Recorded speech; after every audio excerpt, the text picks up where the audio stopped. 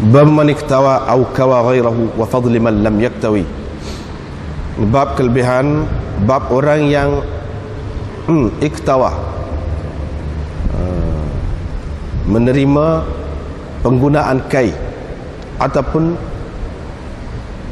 kawa ghairahu, menggunakan kai untuk orang lain.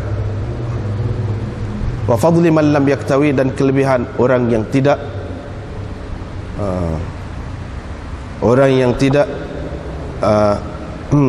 lam yaktawi, tidak menerima penggunaan kai yang diselaran dengan besi panas, tidak menerima selaran dengan besi panas. Dengan sanadnya Imam Bukhari meriwayatkan daripada Asim bin Umar bin Qatadah, katanya saya mendengar Jabir bin Abdullah daripada Nabi SAW, sabdanya, sekiranya ada penawar pada mana-mana ubat-ubatan kamu, maka adanya pada syartati mihjam, iaitu pada torehan pisau, tukang bekam, torehan pisau, bekam, ataupun fa fi syartati mihjam, pada sedutan mihjam, yakni alat untuk berbekam, aw lad'atin binar, atau adanya pada selaran dengan api. Wa ma uhibbu an aktawiyah, tetapi aku tidak suka menggunakan ataupun menerima penggunaan kai ataupun selaran dengan api. Diriwayatkan daripada Amir daripada Imran bin Husain, katanya la ruqyata illa min ainin aw humah. Tidak ada jampi serapah, tidak ada jampi yang mujarab, semujarab jampi untuk ainin, untuk gangguan makhluk halus, ataupun humah, atau untuk sengatan, atau kerana disengat oleh binatang-binatang yang bisa. Saya menyebutkan hadis ini kepada Sa'id bin Jubair. Dia berkata, Ibnu Abbas menceritakan kepada kami, katanya Rasulullah SAW bersabda, dikemukakan kepadaku umat-umat, ada seorang nabi dan dua orang nabi yang lalu, bersama mereka ada sekumpulan pengikut, dan ada juga nabi yang mana tidak ada bersamanya sesiapa pun, yang ini tidak ada pengikut, sehingga diangkat, yang ditunjukkan kepadaku satu bayangan yang besar ataupun hitam, bayangan hitam yang besar. Qultu ma hadha, apa ini? Adakah ini umatku? Dikatakan, diceritakan kepada Nabi SAW, bahkan ini adalah umat Musa, ini adalah Musa dan kaumnya. Dikatakan, perhatikanlah ke ufuk itu, rupa-rupanya di sana ada bayangan hitam yang memenuhi ufuk. Kemudian dikatakan kepadaku, tengoklah ke sini dan ke sini, di ufuk-ufuk langit, rupa-rupanya di sana ada bayangan hitam. Qad mala'al ufuk, yang telah memenuhi ufuk. Qila hadhihi ummatuk, dikatakan inilah umatmu, dan akan masuk syurga daripada mereka ini 70.000 tanpa hisab. Kemudian Nabi SAW masuk ke dalam rumahnya, dan dia tidak menerangkan kepada mereka siapakah orang yang akan masuk syurga seramai 70.000 orang itu tanpa hisab itu. Fa'afadhal qaum, maka berbicaralah, bercakap-cakaplah sahabat-sahabat ini. Mereka berkata, kitalah orang yang telah beriman dengan Allah dan mengikuti Rasulnya, kerana itu kitalah mereka, ataupun anak-anak kita yang dilahirkan dalam Islam, kerana kita ni dilahirkan di zaman jahiliyah. Perbualan mereka itu sampai kepada Nabi SAW. Apa yang dibicarakan oleh mereka itu sampai kepada Nabi SAW. Nabi SAW pun keluar. Dia berkata, mereka ialah orang-orang yang la yastarqun, tidak minta dijampi. Mereka ialah orang-orang yang tidak minta dijampi, yakni tidak menggunakan bomo ataupun jampi. Wala yatatayyarun, tidak mereka ini mengambil sempena buruk dari sesuatu. Wala yaktawun, dan mereka tidak menggunakan kai yang diselaran dengan besi panas. Wa ala rabbihim yatawakkalun, mereka bertawakal hanya kepada Tuhan mereka. Faqala Ukashah bin Mihsan, Ukashah bin Mihsan pun berkata, adakah termasuk di antara mereka itu saya, wahai Rasulullah? Nabi SAW menjawab, ya. Maka bangun seorang lagi, dia berkata, adakah di antara mereka itu saya? Nabi SAW menjawab, sabaqaka biha Ukashah, Ukashah telah pun mendahului engkau, telah pun mendahului engkau dengan permintaan itu.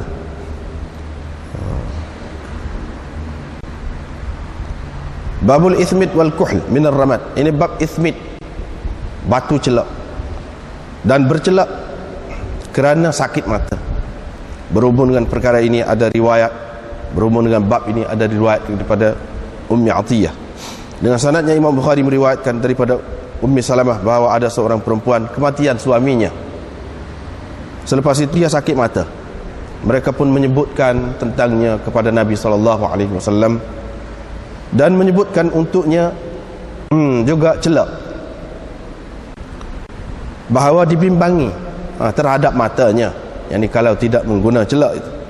Faqala, Nabi SAW pun bersabda, perempuan itu dulu berada di rumahnya fi syarri ahlasiha, dalam seburuk-buruk pakaiannya. Ataupun perempuan itu di zaman dahulu, di zaman jahiliyah, berada dalam pakaiannya dalam seburuk-buruk rumahnya, ataupun sehuduh-huduh rumahnya. Bila lalu anjing, perempuan itu akan melontarkan ba'ratan, tahi binatang. Fala arba'ata ashhur wa ashra, kenapa tidak boleh dia bersabar selama 4 bulan 10 hari? Tak bolehkah dia bersabar selama 4 bulan 10 hari? Ini bab juzam, kusta. Dengan sanadnya Imam Bukhari meriwayatkan daripada Abi Hurairah, dia berkata, Rasulullah SAW bersabda, la adwa, tidak ada jangkitan, wala tiyarata, dan tidak ada juga sempena buruk dengan sesuatu, wala hamata, tidak ada hamah ataupun burung hantu, wala safara, dan tidak ada juga safar. Wa firra minal majzum, larilah dari orang yang terkena penyakit kusta, kama tafirru minal asad, sebagaimana kamu lari dari singa. Ini bab man. Man adalah penawar untuk mata. Dengan sanadnya Imam Bukhari meriwayatkan daripada Sa'id bin Zaid, katanya saya mendengar Nabi SAW bersabda, kulat itu minal manni, sebahagian daripada man, sebahagian daripada man. Wa ma'uha shifa'un lil 'ain, dan airnya tu, air kulat itu syifa, jadi penawar untuk mata.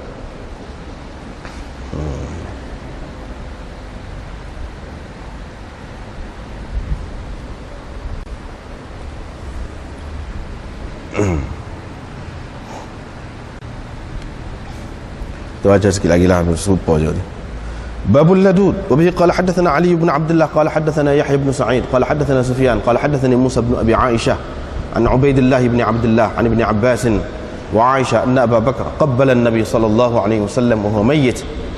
Qala wa qalat Aisha ladadnahu fi maradih faja'ala yushiru ilayna alla taludduni فقلنا كراهية المريض للدواء فلما أفاق قال ألم أنهكم أن تلدوني قلنا كراهية المريض للدواء فقال لا يبقى أحد في البيت إلا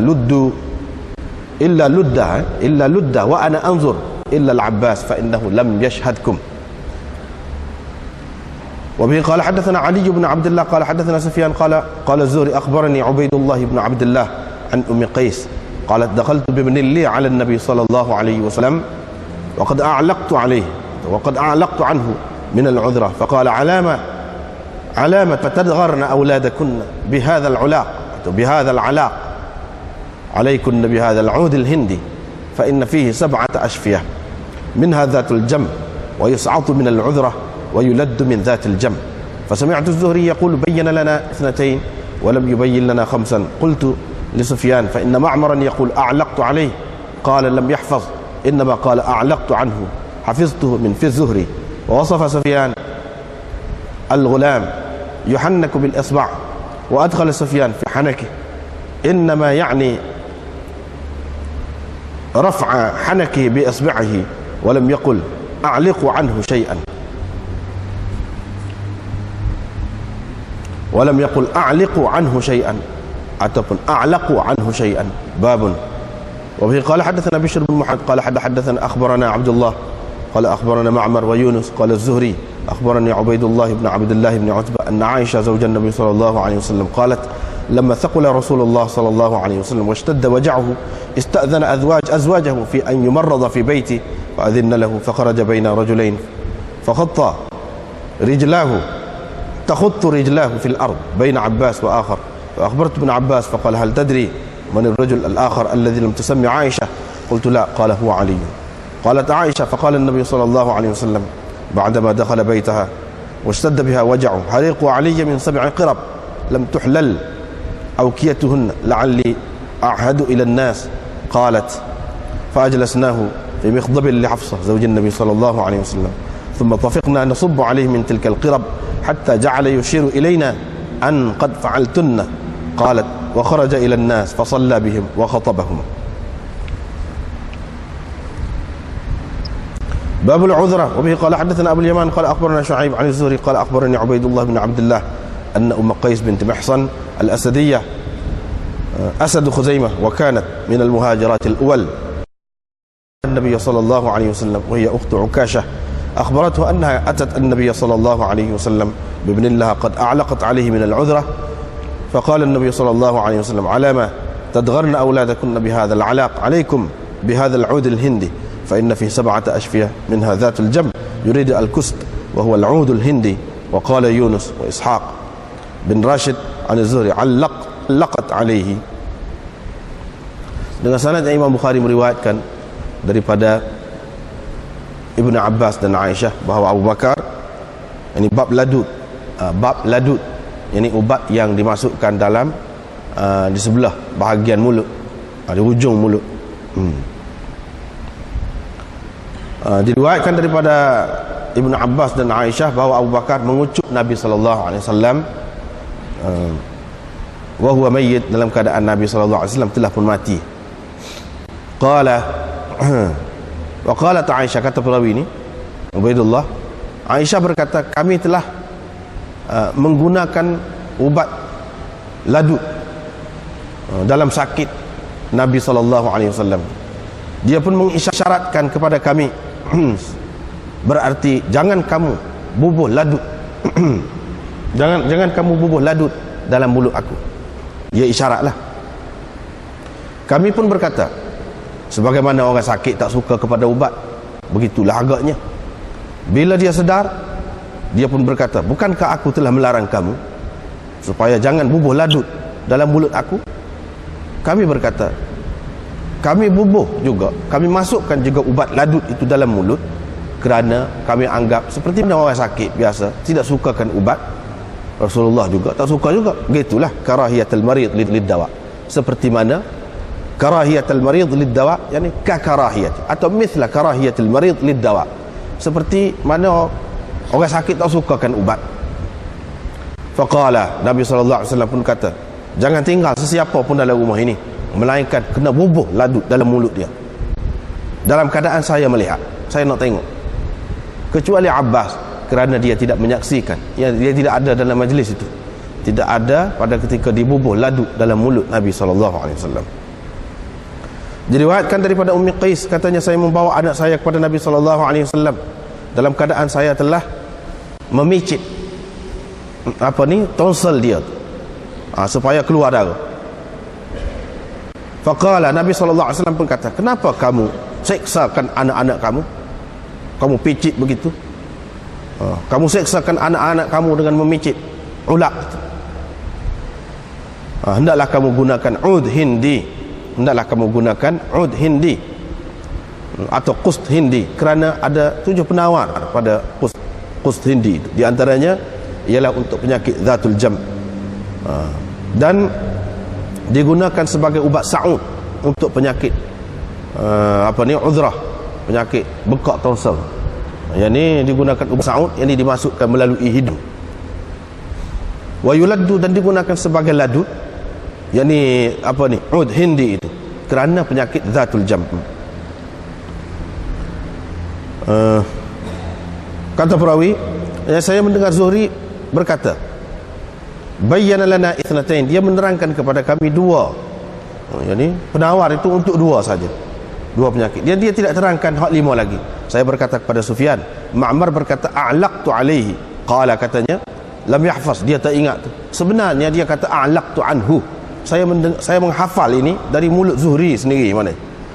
Dan Sufyan pun menggambarkan, menggambarkan ghulam yang ditahnikkan. Macam mana ditahnikkan dengan usbu', dengan alat jari. Bagaimana budak kecil kalau masuk dalam mulut dia tu bubuh mati. Sufyan pun memasukkan dalam hanak, dalam mulut dia. Maksud dia angkat hanaknya dengan isba' jari dia, angkat. Yang ni pecik lah. Dia tidak kata walam yaqul, dia tidak kata a'laqu anhu syai'an ataupun a'liqu anhu syai'an. Orang tak guna lagu tu. Orang tak guna a'laqu anhu syai'an, yang ni gantungkan sesuatu daripada dia supaya dia tak sampai mengambilnya. Orang tak guna dengan menggunakan yang ni mutaaddi dengan an itu. Mutaaddi dengan an itu dengan makna pecik. Pecik, ulaq. Babun, dengan sanad yang Imam Bukhari meriwayatkan bahawa Aisyah, isteri Nabi SAW, berkata bila Nabi SAW berat dan teruk sakitnya, dia minta izin dengan isteri-isterinya untuk dirawat di rumah saya. Mereka pun benarkan dia ni, benarkan kepada dia, benar dia tu duduk rumah saya lah. Faqaraja baina rajulain, dia pun keluar di antara dua orang dengan mengheret kakinya.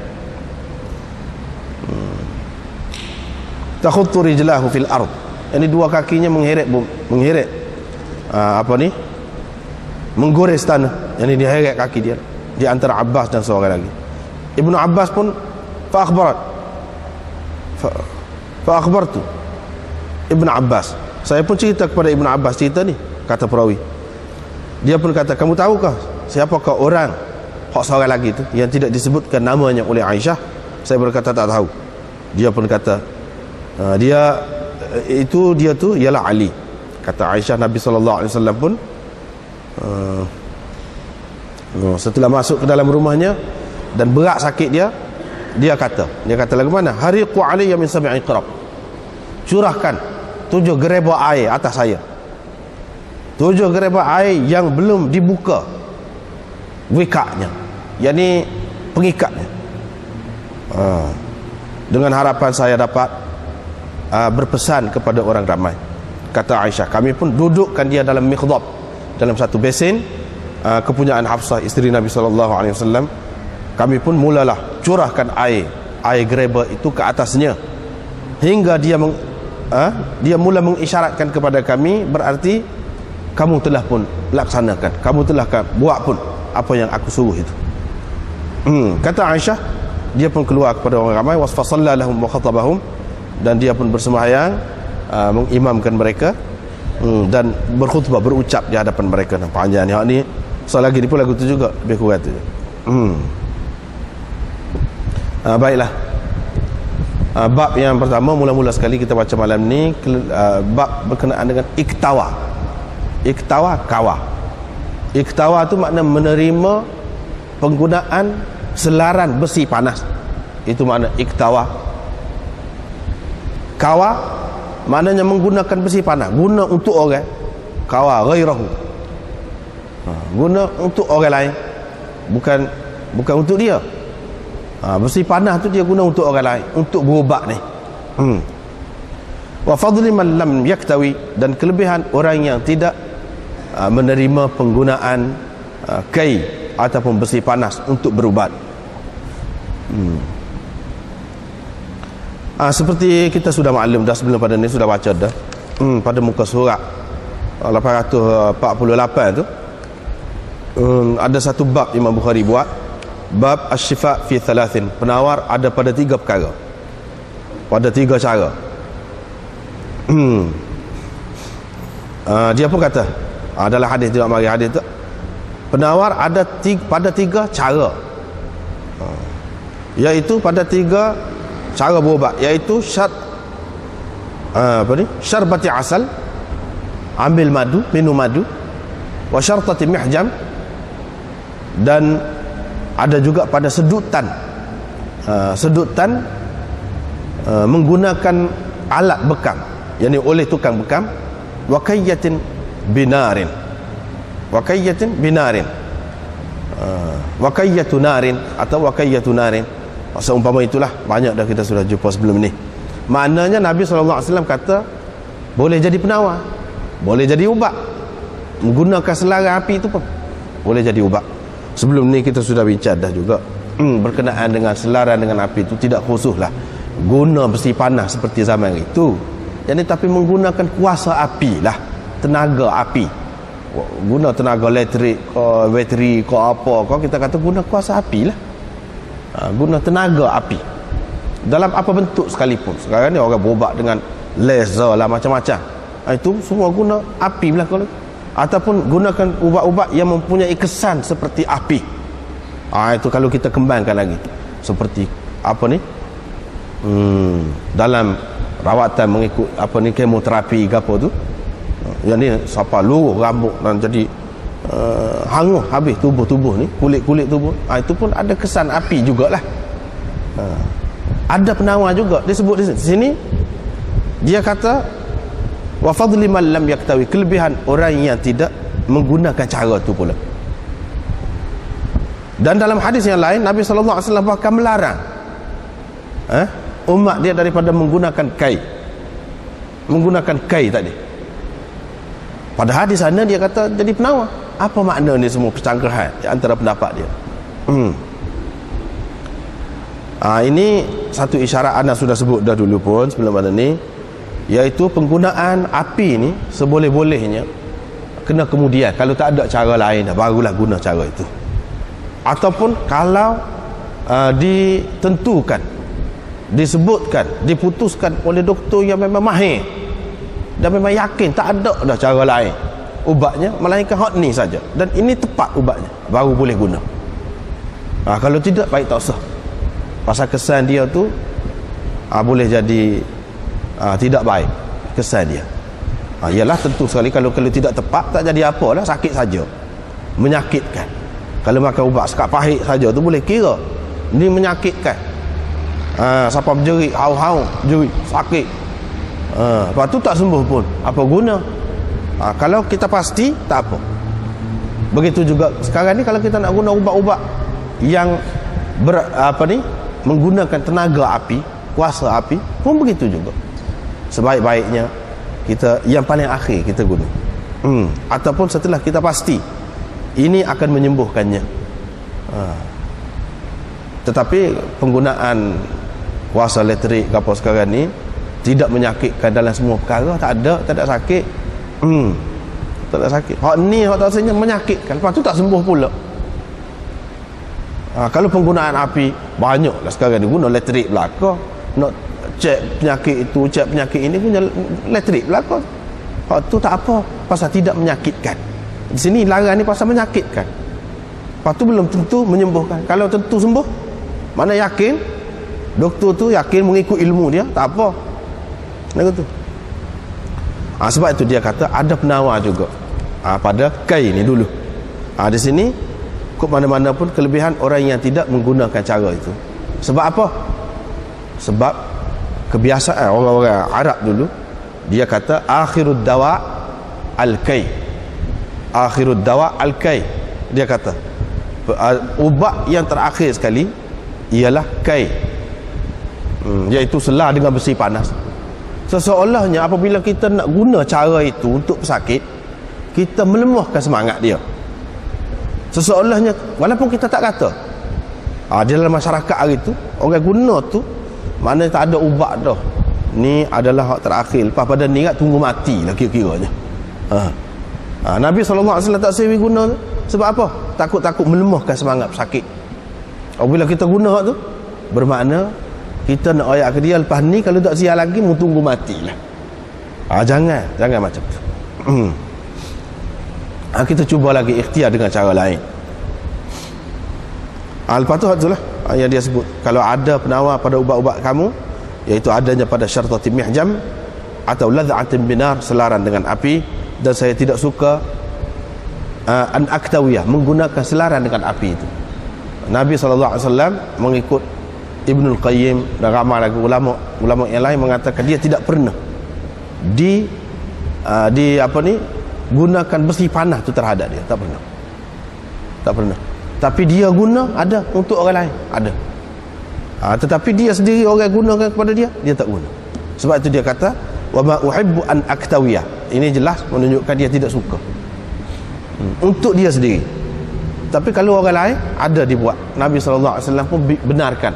Misalnya semalam kita jumpa Sa'ad bin Mu'adh telah digunakan kai pada luka dia yang kuat kerana kena anak panah tu, digunakan kai. Nabi SAW tahu, dia tak kata apa.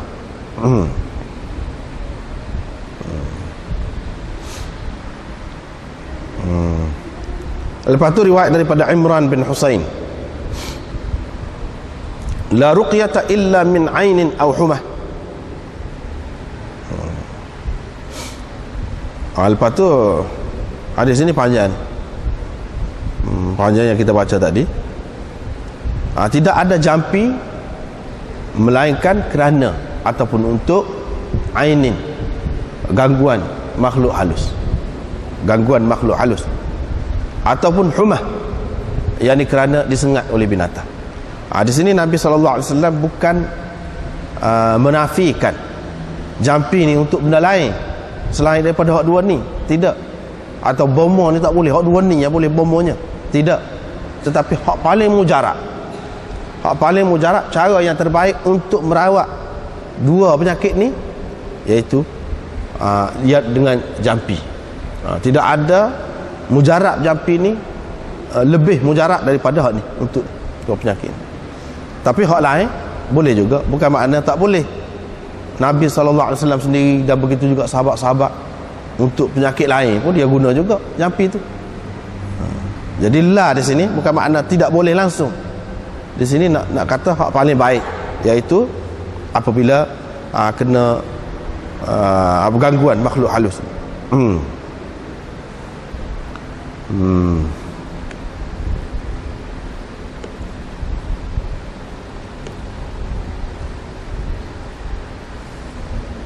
Dalam hasyiah kita di luar tu dia sebut apa dia ain ke apa tu, apa yang anda terjemah tadi, kesimpulan daripadanya, mafhum daripadanya.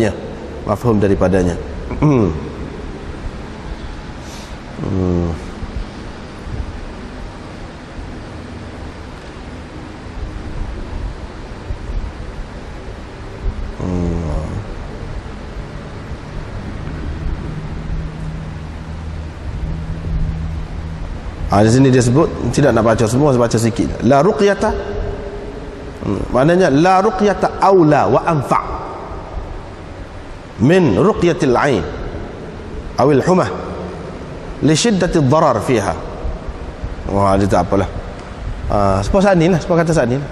Hak mujarab, hak paling baiknya untuk gangguan makhluk halus ni bomo ataupun jampi.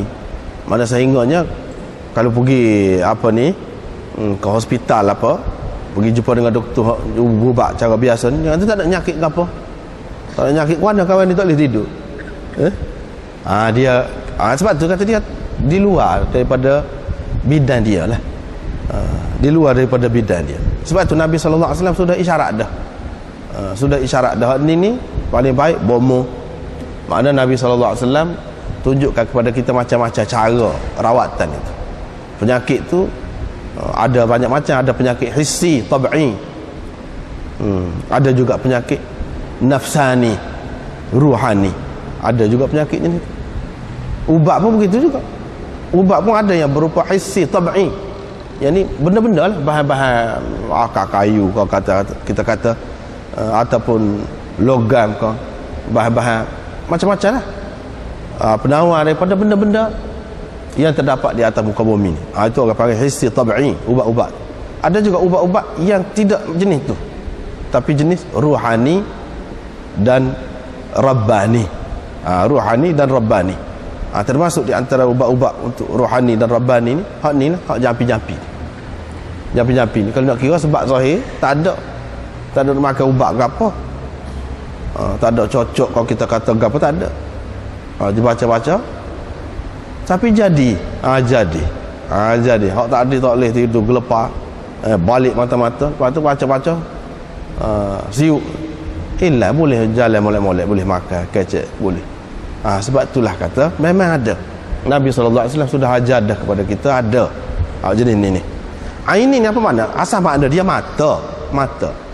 Setengah ulama mengatakan kerana kena mata, pandangan buruk orang panggil. Dalam bahasa kita orang tak guna, sebab orang kita tak berapa tahu berkali benda-benda lagu ni. Tapi dalam bahasa lain ada guna. Pandangan buruk ni dia ada kesan. Pandangan buruk dia ada kesan. Bahkan sebenarnya apa ni, kalau ilmu sahih, ilmu gapo, dia perhati. Bila dia perhati tu, orang tu jadi gelepak, jadi macam-macam kena. Jadi dia salurkan ilmu dia tu melalui pandangan dia. Melalui pandangan dia tu menyebabkan orang tu jadi sakit. Itulah yang dikatakan ain. Tetapi pada hakikatnya dia boleh buat macam tu, dia perhati tengok tu, kalau orang lain perhati juga tak ada jadi apa satu. Sebab apa ya, bila dia perhati, dia renung tu kena sakit, sebab dia ada benda lain lah, ada gawa dia, ada syekh dia kata, balik belakang tu yang dia puja. Syekh tu lah sebenarnya yang ganggu. Sebab tu kita kata makhluk halus sebenarnya. Kalau kata orang pun, dia melalui makhluk halus juga, gangguan makhluk halus. Tak kira lah kita nak kata hatu kau, jin kau, syaitan kau, gapo kau, tak kira lah, sihir kau, gapo pun, dia ada kaitan dengan makhluk halus. Dia ada pemujaan terhadap makhluk halus. Makhluk halus itulah yang membuatkan orang tu sakit dengan izin Allah. Sebab tu kita terjemah min ainin tadi, daripada gangguan makhluk halus. Kalau tak ada siapa-siapa kelih dengan pandangan buruk pun, kalau orang biasa dia deki, dia kelih pun, tak ada jadi apa kalau dia tu tak ada menggunakan amalan-amalan yang tertentu. Tak ada. Kalau tak ada siapa pandai, tak molek pun kepada dia. Kalaulah makhluk jin itu ataupun syaitan tu nak ganggu dia pun, kena juga. Itulah kita terjemah ainin itu dengan makna makhluk halus. Makhluk halus. Sama ada dia nak khenak kita, tak ada siapa-siapa puja dia, tak ada siapa-siapa suruh dia, dia sendiri nak khenak kita, boleh jadi juga. Ataupun ada orang lain yang suruh dia buat pun boleh jadi. Kok mana-mana pun ainin lah, itu termasuk dalam ainin. Humah maknanya sengat, tak kena sengat, kena gapo. Heran juga kita kata Tuk Bomo ni, dia baca-baca semua apa ni, sebut siuk-siuk, boleh hilang. Dia mana kalau menggunakan ubat hissi tab'i, ubat biasa ni, maka masa berhari-hari. Tapi dia tu boleh hilang. Sebab itulah Nabi SAW rakyat dah. Cuma dia rakyat dalam hadis ni. Lepas tu dikemukakan kepada Nabi SAW, ditunjukkan kepada dia lah umat-umat ni. Ada Nabi seorang dua orang lalu, ramai pengikut-pengikut dia. Ada juga Nabi tak ada siapa pun ikut dia. Ada. Nabi warga dia, kita kata dia tak ada ikut. Lepas tu masuk neraka belakang apa ni, orang-orang yang diutuskan kepada mereka itu. Jawabnya di sini dia kata Nabi ni tidak semesti dia tu Rasul. Dia tu Nabi. Allah SWT lantik dia tu sebagai Nabi. Tidak semesti dia kena menyampaikan kepada orang lain. Tapi nak rakyatnya kok mana-mana pun, Nabi ni dia orang baik lah, orang jujur, ajar benda-benda molek, tapi tak ada siapa pun ikut dia. Tak ada siapa pun ikut dia. Ni nak cerita, kalau kita kemudian kalau tak ada pengikut pun, itu penawar kepada kita tu. Kalau tak ada pengikut, tak ada orang cara, tak ada siapa itu pun, kena sabarlah. Pasal apa? Ada orang hak lebih lagi pada kita. Nabi ada, tak ada siapa pun ikut dia. Tu nak cerita macam manusia ni kedegilan dia. Parugi siapa dia? Nabi tu tidak rugi. Tidak rugi. Hak ruginya orang ramai, hak tak saya ikut dia tu lah. Betul hak rugi. Lepas tu dia tunjuk ramai. Dia pun ingat kau umat dia dah. Rupanya tidak lagi. Umat Nabi Musa dengan Nabi Musa. Lepas tu ditunjukkan kepada dia pada segala ufuk. Hak tu siapa? Itulah umat dia. Nabi SAW pun sukalah. Suka. Lepas tu sahabat-sahabat dia pun kata akan masuk syurga daripada hak tu 70,000 tanpa hisap. 70,000 tanpa hisap.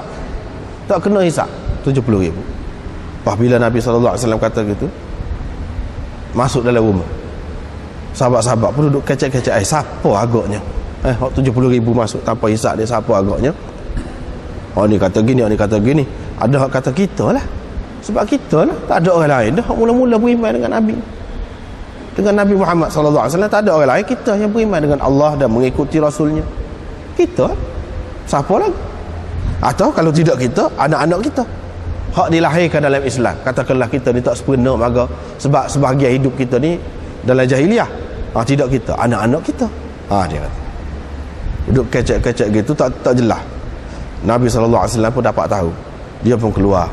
Dia kata mereka ialah orang-orang yang tidak minta dijampi atau tidak menggunakan jampi serapah. Bomo, tidak tak say bomo. Mudahnya orang tak say bomo, tak say jampi.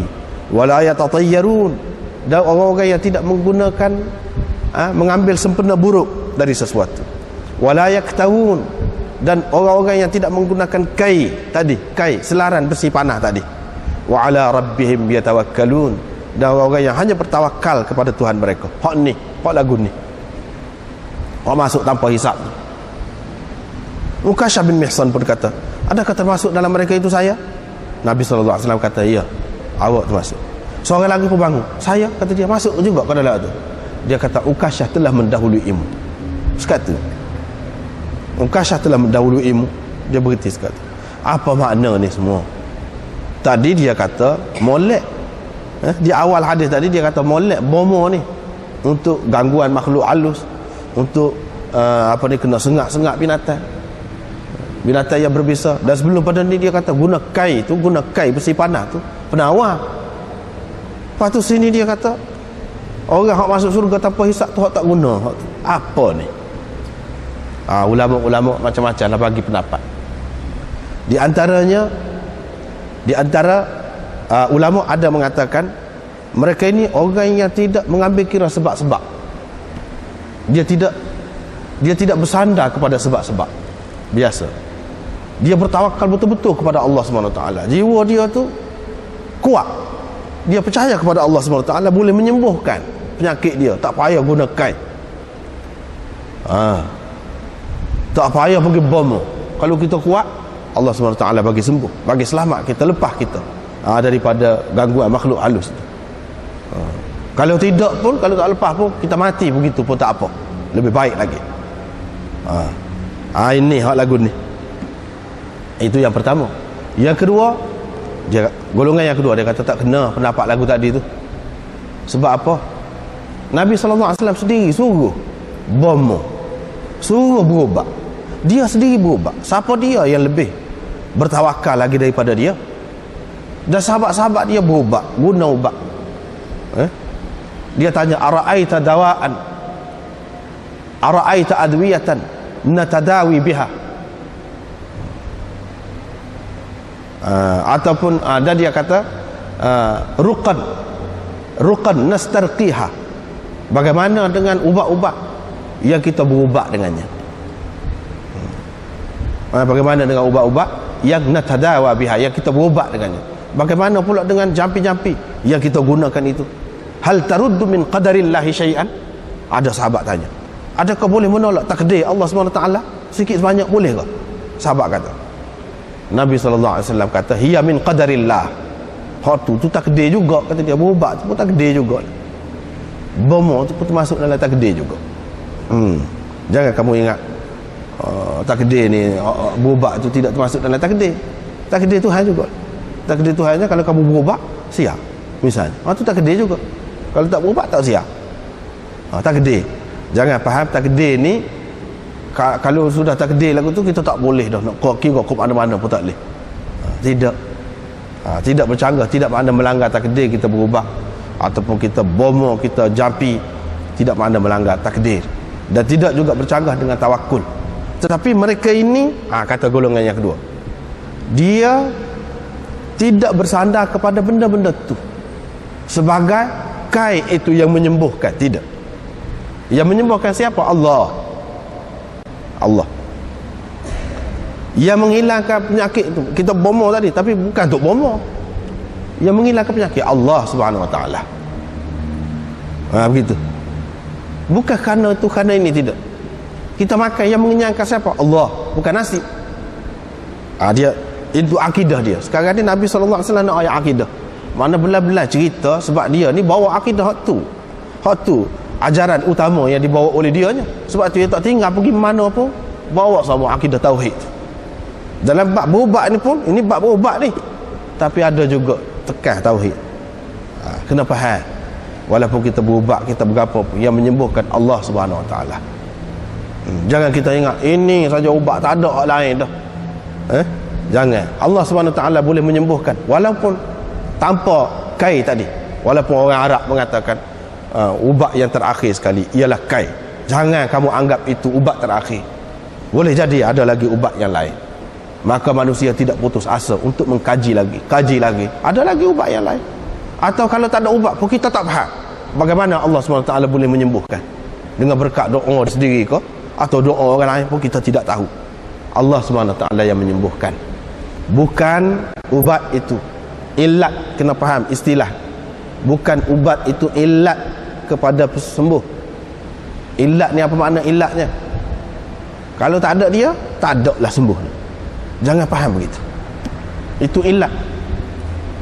Sebab lain. Ilat lain, sebab lain. Ini dalam istilah. Kalau kita belajar ilmu kalam, dia faham lah.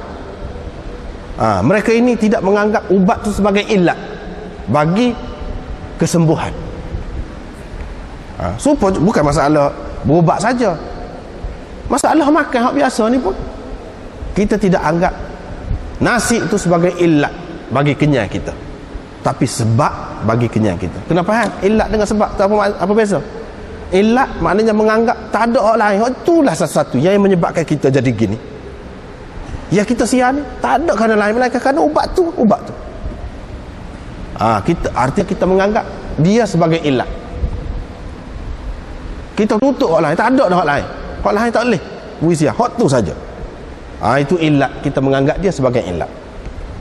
Tetapi kalau kita kata ubat tu sebab kepada sembuh kita, tak apa. Sebab ni dia bukan satu. Sebab bukan satu. Misalnya cerah. Cerah. Apakah ilat bagi cerah? Kalau kita kata ilat bagi cerah, iaitu matahari, salah. Artinya kita kata satu-satunya perkara yang menyebabkan cerah ni matahari. Sedangkan sekarang ni tak ada matahari, cerah. Cerah kan ni? Cerah kan ni? Walaupun tidak secerah matahari, tapi cerah juga. Nampak juga. Maknanya matahari itu sebab kepada cerah, bukan ilat. Itu kena faham dari segi akidah ni. Dia tidak menganggap ubat tu sebagai ilat. Kalau menganggap ubat sebagai ilat, dia bahaya kepada jiwa pun. Sebab apa? Bila doktor kata tak ada dah ubat ni akhir sekali. Dah kita percaya kepada ubat ni sebagai ilat, tak ada dah, kalau ni tak boleh sihat, tak ada dah. Kita pun jadi lemah semangat. Sedangkan kalau kita anggap ubat tu sebagai sebab tak salah. Tak salah. Boleh jadi kalau ubat ni tak sembuh, ada lagi hak lain. Cuma kita tak jumpa sebab tu. Tak jumpa sebab. Itu sebab Nabi sallallahu alaihi wasallam larang menganggap apa ni kai ni sebagai penyembuh, gatugan ni sebagai penyembuh. Dia larang tadi. Dia larang takut rusak akidah. Sebab dia bawa akidah. Kita kena faham tu. Faham akidah ni apakah menyusahkan kita? Tidak. Dia membawa kebaikan untuk kita. Misalnya kalau kita anggap kai itu ubat akhir, kai itu ilat kepada kesembuhan seseorang tu, bahaya. Kalau tak siap, dia kata habislah lah, tak ada apa. Tapi kalau orang tu dia ada sebab itu tidak semesti sebab zahir. Kadang-kadang sebab tu kita tidak tahu. Doa boleh menjadi sebab. Doa sebab kepada sembuh boleh. Berarti banyak kemungkinan untuk sembuh tu tidak habis lagi kepada kita, tidak lemah kita. Itu faedah disebutkan benda ni dalam bab perubatan ni. Nak ayat akidah tauhid tidak melemahkan orang sakit, bahkan akidah tauhid kau menguatkan orang sakit. Yang ni ketika orang lain kata habis dah ubat, dia kata tak. Ahli tauhid mengatakan tidak, aku masih boleh sembuh lagi, insya-Allah, dengan apa cara sekalipun. Sebab bukan itu saja, banyak lagi sebab-sebab yang lain. Cuma kita tak jumpa. Kalau kita nak mati dengan ni pun tak apa, kita terima takdir Allah SWT. Tetapi termasuk dalam takdir juga seperti yang disebut dalam hadis tadi, kita kena berubat. Berubat tu takdir. Mana tahu takdir kita tu duduk di sana, kita kena carilah, kena cari, lepas tu kita sembuh. Berapa banyak orang yang dikatakan oleh doktor tak boleh dah, mesti mati. Berapa ramai orang hidup lagi lepas pada itu. Itu menunjukkan tidak begitu. Ini nak ayat tauhid ni pegangan kita. Apa yang sebut cara kau ubat ni, sebab ubat ni kita mengharapkan sangat kesembuhan kita.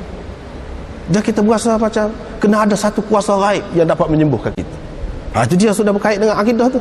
Tapi kalau makan ni hak biasa, adat kita tak terfikir pun ya nasi tu menyebabkan kita ni jadi kenyang, kita kena sembah nasi.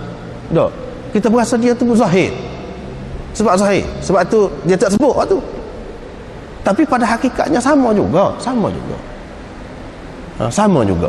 Kita kena anggap nasi itu sebagai sebab, bukan ilat bagi kenyang kita. Allah SWT boleh mengenyangkan tanpa nasi, atau benda-benda lain boleh mengenyangkan, bukan nasi saja. Kita kena faham yang mengenyangkan Allah SWT. Itu pendapat yang kedua. Pendapat yang ketiga, dia mengatakan orang yang tidak bomo, orang yang tidak melakukan kai dan sebagainya, maksudnya ialah orang yang tidak bomo dengan cara yang tidak betul. Dia pergi jumpa dengan Tok Sami lah, dia baca apa-apa tak tahu, dia baca puja Tuhan dia pun tak tahu tu. Syirik, gunakan kalimah-kalimah syirik tak tahu. Kita tak kira dah, kita nak siar ni tak kira, pergi macam jangan, boleh rosak akidah itu. Jangan macam tu. Tapi kalau bomo tu menggunakan ayat-ayat Quran ataupun hadis-hadis ataupun ucapan-ucapan yang tidak bercanggah mengikut akidah, tak apa. Sebab apa? Nabi SAW sendiri bomo, sahabat-sahabat dia bomo. Ini menunjukkan dia tidak menafikan. Pasal apa lagi hak lebih tinggi kedudukannya, lebih daripada sahabat tu siapa lagi dalam kalangan umat ni? Tak ada dah. Walaupun begitu mereka itu sampai masa bomo dia bomo, sampai masa berubat dia berubat. Lagu tu lah. Tetapi dia tak sih. Kalau cara hak syirik, hak tak betul, gunakan jin, sembah hatu, gapo, berubat, dia tak sih. Biar mati tak apa, dia serah kepada Tuhan. Dalam keadaan ni, wa ala rabbihim yatawakkalun, kalau tak ada ubat, tak ada gapo, serah Tuhan. Tapi nak kata dia guna ubat hak haram, tak. Doktor kata awak kena minum arak, bau siap ni. Dia tak sih. Guna hak haram tak sih. Hak tak molek tak sih. Itu makna tidak berubat dengan hak haram. Tidak tak sih berubat dengan cara hak haram, dengan cara hak salah tak sih. Hak betul tak apa. Itu pendapat yang ketiga. Pendapat yang keempat, ulama-ulama kita kata ni, dia ada kesan pada benda-benda tu, ada kesan. Nasi ada taksir dia, api ada taksir dia, ada asar dia, kesan dia ada. Tetapi muassirnya siapa yang memberi kesan itu? Allah Subhanahu Wa Taala. Sebab itulah bila-bila kita makan ubat, bila-bila kita gitu ni, dalam Quran kata dia ajar wa idza maridtu fahuwa yashfin, bila aku sakit dialah yang menyembuhkan. Yang itu Tuhan itulah yang menyembuhkan. Kita makan ubat, dan ubat ada kesannya. Allah SWT beri khasiat kepada benda-benda yang dia buat ni, sehingga kita tahu. Jangan kita nafikan khasiat. Kalau kita nafikan khasiat, jadi kita tidak yakin benda ni lama kan orang kata ada khasiat, kita pergi ambil tak ada khasiat, tiba-tiba hilang. Lagu mana lagu tu? Susah jadinya alam ni. Dengan sebab itu Allah SWT buat hukum adat, hukum tabi'i dia panggil. Benda ni khasiat dia begini, benda ni khasiat dia begini. Bila saja kamu ambil, kamu guna, memang ada khasiat. Bahan itu memang ada khasiat, ada kesan. Tetapi siapa yang memberi khasiat kepadanya? Allah. Allah yang memberi khasiat. Begitu juga benda ni ada khasiat, kain ni ada khasiat, ada. Tapi siapa yang memberikan khasiat itu, yang memberi kesan itu siapa? Allah. Kalau Allah SWT tak sebui kesan, tak berkesan juga, tak jadi juga, tak ada khasiat tu. Tetapi jarang berlaku begitu, sebab mengikut hukum sebab dan musabab. Allah SWT buat untuk kemudahan manusia ni. Dia buat dah benda ni gini khasiat dia, benda ni gini. Kita tak payah pusing dah. Kalau makan kita tanam pokok durian, tiba-tiba tubik buah lanah pula, jadi lagu lain. Ni benda ni, ubat ni asal dia khasiat gini, doktor ambil dah dalam klinik dia, tiba-tiba jadi lagu lain pula khasiat dia berubah. Tak jadi lagu tu. Tak jadi lagu tu. Sebab apa yang Allah SWT tidak buat berubah-ubah tu, tetap begitu, sehingga kita berasa macam dia ada pada dia aja khasiat untuk kemudahan kita. Sebenarnya yang memberi khasiat Allah SWT, yang memberi kesan Allah SWT. Kita kena faham gitu. Kalau faham gitu tak apa, tauhid lah, mari tauhid lah. Kalau tidak, tak ada tauhid, banyak lah. Banyak tauhid. Apa ni banyak, apa ni Tuhan, ubat ni boleh sia je, ubat ni boleh sia je, ada kelebihan belakang. Jadi kita duduk puja benda tu pula, sebagaimana yang berlaku di kalangan umat-umat lain, di kalangan orang Hindu ke misalnya. Setiap hak istimewa, kelebihan yang ada dalam dunia, dalam alam ni adalah jelmaan Tuhan, bayangan Tuhan. Jadi kita nak sembah dia boleh. Lembu apa sembah? Pasal banyak kelebihan yang ada pada dia tu. Dengan susu dia berapa macam, apa makanan boleh buat daripada susu dia, cara dia. Lepas tu kalau ada pula pokok kayu ni ada khasiat dia, dia sembah pula pokok kayu. Batu sembahnya pasal ada juga khasiat batu-batu. Banyak benar Tuhan kalau kata. Kita orang Islam tidak gitu. Kita ambil punca dia. Hak ni tidak, sebab-sebab hak ni Allah SWT buat untuk kita, untuk kita belaka. Perbandingannya ahli tauhid dengan ahli syirik, yang anak selalu buat perbandingannya beginilah. Kalau nak mudahnya, dalam sebuah rumah, kalau kita perhidupkan, andaikan kita orang yang sudah mati dah beribu tahun dulu, kita hidup semula lah. Ataupun orang jakun hak tak biasa tahu tentang kemajuan dunia ni, tak tahu, kita mari letak dalam sebuah rumah. Letak dalam sebuah rumah, lengkap dalam sebuah rumah tu ada belakang, dengan peti sejuknya, dengan TV-nya, dengan lampunya, macam-macam alat-alat ada lah. Semuanya pakai petik saja. Bila orang jom pecik tadi, switch dia tu duduk di lain lah katakanlah. Kita petik kipas, musim kipas. Mana pula ni musim kipas? Tadi panas kita. Bila musim kipas sejuk lah kita. Dia pun sembah kipas tu. Pasal apa? Kipas yang menyejukkan dia. Aircon pula tutup kipas tu. Aircon pula. Tiba-tiba aircon pula. Tadi panas, tak boleh nak duduk. Bila pasal aircon, sejuk. Sembah aircon pula. Peti sejuk. Pelik juga. Tadi air cair. Bila letak dalam tu jadi beku. Sejuk. Sembah peti sejuk pula. Banyak benda lah hak sembah. Banyak benda hak sembah. Sepatutnya dia ni kagum, tapi oleh kerana fikiran dia cetek rendah, dia nampak setakat orang nampak ni.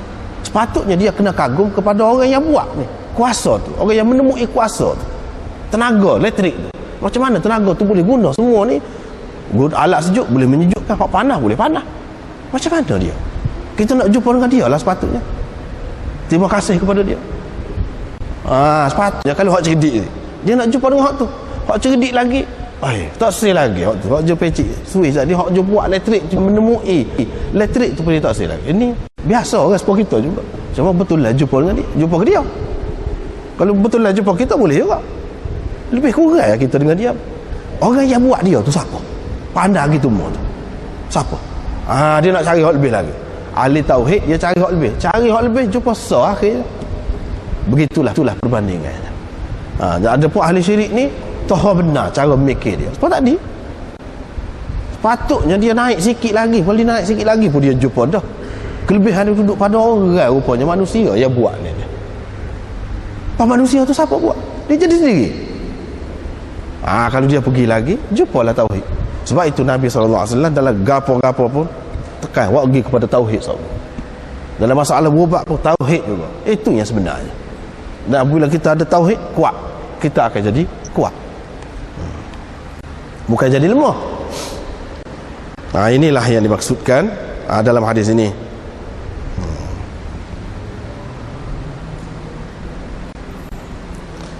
Ukasyah pun bangun. Adakah saya termasuk di antara mereka wahai Rasulullah? Rasulullah pun kata ya. Ada seorang lagi bangun, dia kata, adakah saya termasuk? Nabi SAW kata, Ukasyah telah mendahului ilmu. Ukasyah telah mendahului ilmu. Yang ni hak Nabi SAW rakyat ni, hak dia yakin Allah SWT bagi tahu kepada dia. Kebetulan boleh ke dia? Sebab kata saat ni lah, boleh kepada satu orang menemui satu kuasa. Boleh ke dia? Tak boleh kepada orang lain. Kita nak dekiwan, Allah SWT nak beri ke dia. Hak ni pun nak beri ke dia, Ukasyah.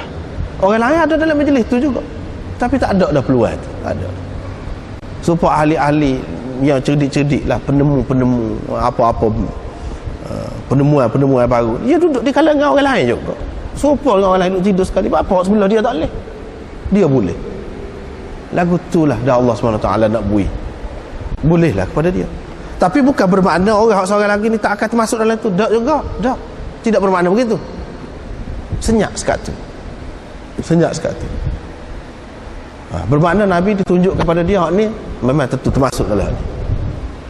Kalau hak ni termasuk dalam hak ni, ahli syurga dalam dia tu.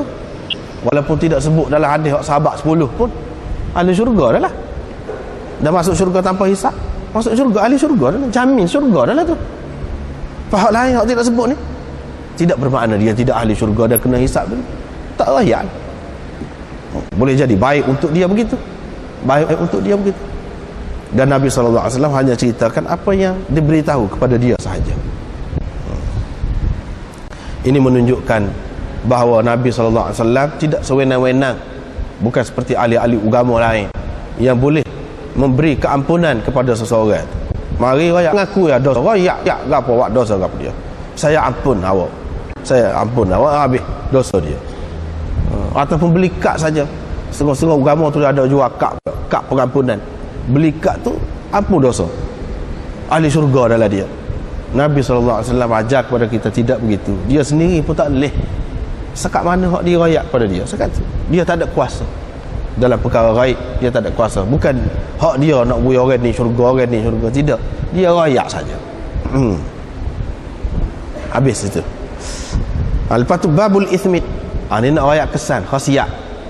Tadi dia nak menafikan. Jangan kita ingat benda ni khasiat tu ada dengan sendiri, jadi dengan tabi'i dia, semula jadi dia. Akar kayu ni atau pokok ni khasiat dia memang jadi gitu dah.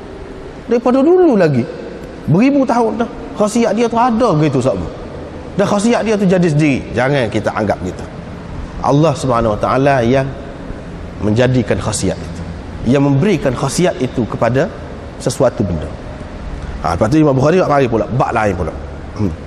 Khasiat celak mata. Dia kata ada khasiat ni, ada kesan lagi, ada kesan. Nak cerita ada kesan, benda-benda ada kesan.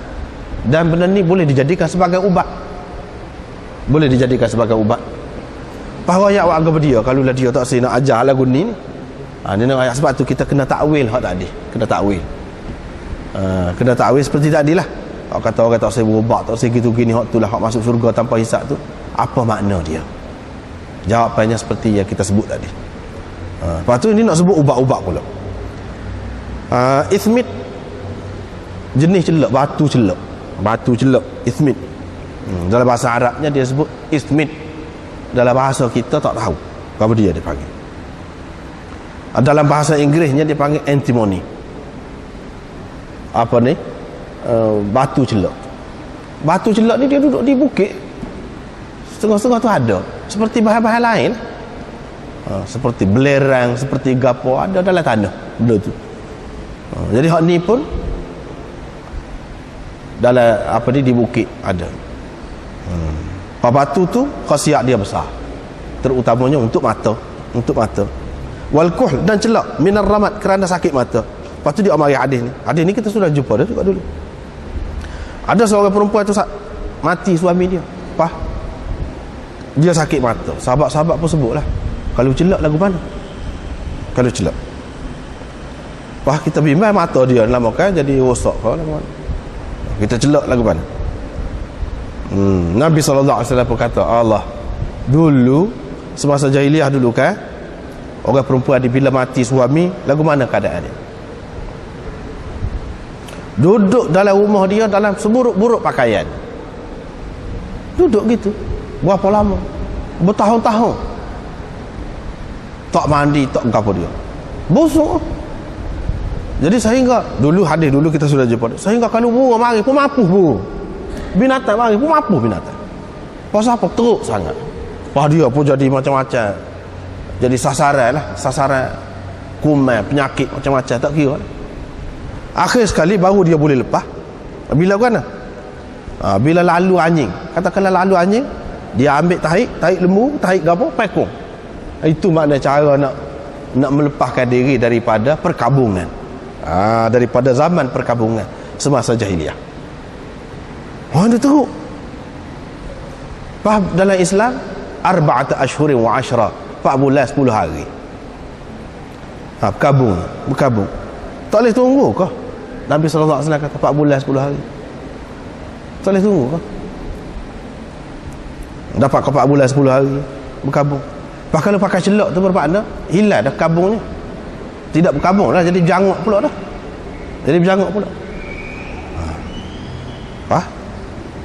Setengah-setengah orang, sebab itulah setengah-setengah orang dia kata apabila dalam perkabungan ni, dalam masa 4 bulan 10 hari ni tak boleh bercelak, sebab bercelak ni maknanya berjanguk. Dia faham daripada ni. Sedangkan hadis ni orang sakit mata.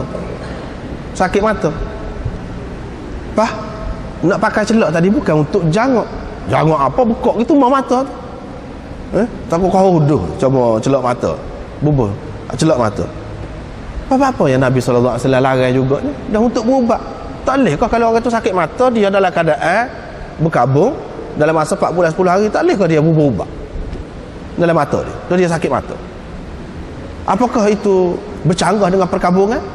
Perkabungan ni apakah makna menyiksakan diri sendiri, walaupun tidak setara masa jahiliah tu, tapi ini pun satu bentuk penyiksaan juga. Apa Nabi SAW tak boleh, itu muskilnya. Dah kalau ini ubat, jawabnya ubat pun sini nak menunjukkan ubat pun dia kena tengok juga bentuk penyakit tu.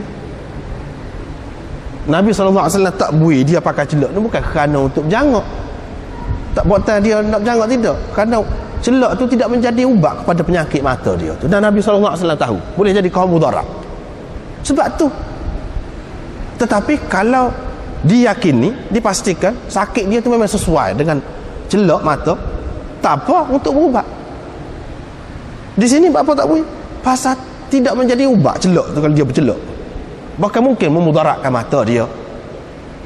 Ini benda kena faham.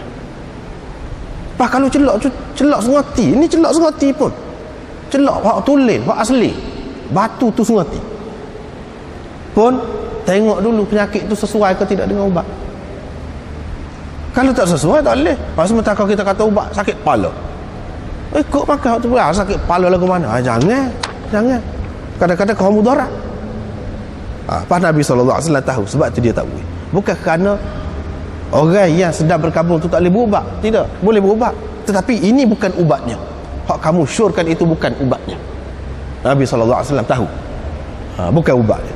Jadi tak ada guna untuk berjanguk pun, tak ada faedah juga, memang tak boleh. Faham janguk apa dah sakit mata, untuk berubat pun tak ada faedah juga, bukan ubat dia. Lepas tu sekarang ni ada celak ismit, dia kata guna ismit ni, celak ni sebenarnya bukan celak, dia panggil dalam apa nama ni, istilah perubatan ayurvedik, dia panggil Krishna surma. Krishna surma tu celak Krishna. Hak tu daripada batu, sebenarnya bukan batu celak ni, antimoni ni, tetapi daripada pelambang dan timah hitam. Banyak duk jual kedai jual hak ni. Lepas tu dia kata ni celak. Kalau pakai hak ni kau mudarat lagi, bukan kau jadi penawar, tak ada jadi ubat. Sebab itu kita kena pasti dulu nak pakai apa. Sunnah pun Kena tengok dulu, ya ke tidak ni, sesuai ke tidak ni untuk kita. Sunnah betul, memang ada dalam hadis Nabi SAW pakai celak. Tapi orang ni nak pakai dia tak bui. Pasal apa? Dia sakit tak sesuai dengan sakit dia. Tak sesuai. Pas nak tahu sesuai ke tidak sesuai tu, Nabi SAW dia boleh dapat wahyu, atau dia ada kemahiran dia. Kalau orang lain, dia kena doktor lah. Maknanya kita kena merujuk kepada ahli dia. Jangan kita mana-mana satu benda yang dikatakan ubat kita tuh makan. Jangan macam tu. Kadang-kadang kau memudaratkan kita. Kena lagu saat ni, orang kata celak, rupanya bukan celak, pelambang ataupun timur hitam. Pakai hak tu kau buta mata. Lepas tu dia kata tak jadi, hadis tak jadi.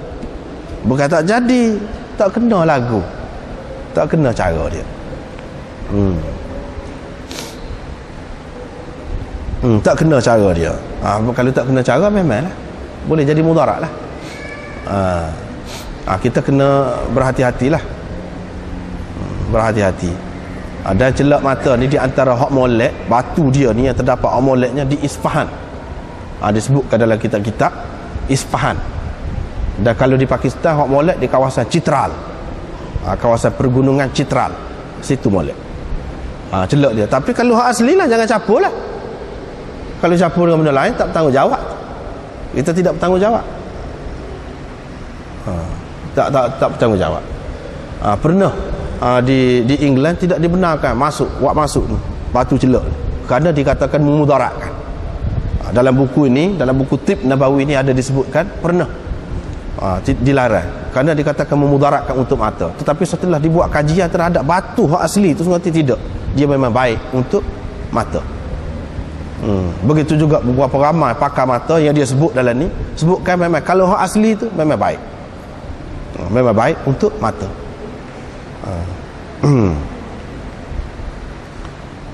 Ini perkara yang kita kena faham. Memang ada sesuatu tu, kalau ada khasiat dia pun tidak makna kalau ada khasiat tu terus boleh guna untuk setiap orang sakit. Tak, kena tengok dulu orang sakit ni sakit lagu mana, kena tengok dulu. Tidak boleh mudah-mudah lah, tidak boleh mudah-mudah.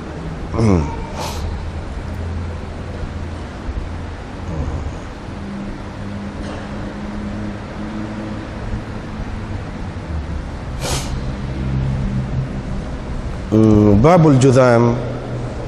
Tak boleh pergi, nampak sekat ni lah dulu. Sebab ni panjang pula ni, panjang pula. Wallahu a'lam.